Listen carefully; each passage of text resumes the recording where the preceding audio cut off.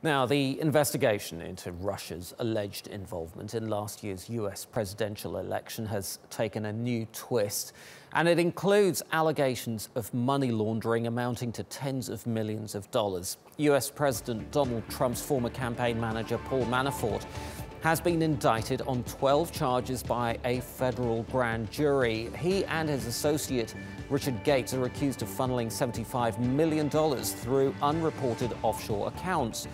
Now, prosecutors say the two men acted as unregistered agents of the Ukrainian government and its then president, Viktor Yanukovych, until he fled to Russia in 2014.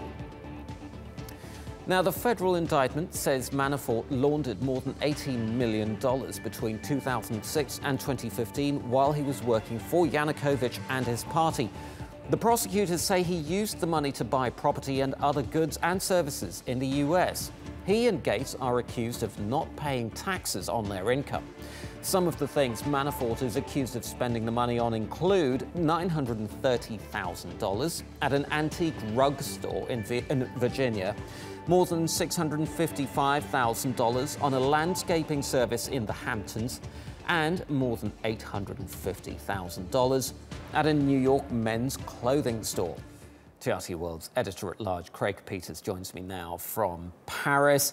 Craig, what exactly is the Justice Department going after these two gentlemen for?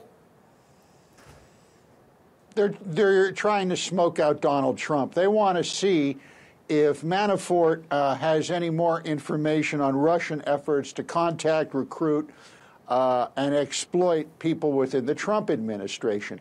This indictment is a tax evasion indictment. It's nothing more, it's nothing less. It has nothing to do with Donald Trump. These guys failed to pay taxes on more than $75 million of income. On top of that, they failed to register as foreign agents, which is like not signing your driver's license and being prosecuted for it. So this is what added up to all these indictments. But the big question here that they're looking to kind of answer is, why wasn't Manafort vetted before Trump made him his campaign manager?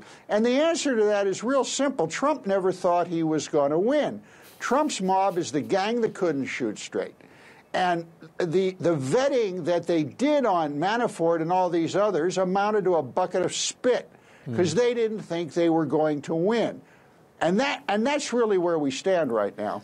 Looking at the time period over which these allegations have been made, 2006 to 2015, it was really nothing unusual for Americans to be doing deals with Russian companies and indeed their proxies, right?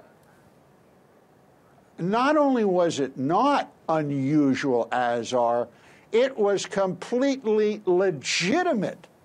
All Manafort had to do was pay his taxes and register under the Foreign Agents Registration Act. You know, take a company like Amazon. This year they're going to spend $13 million lobbying the United States government. Lobbying is legal. Foreign lobbying in the United States is legal. All you got to do is register.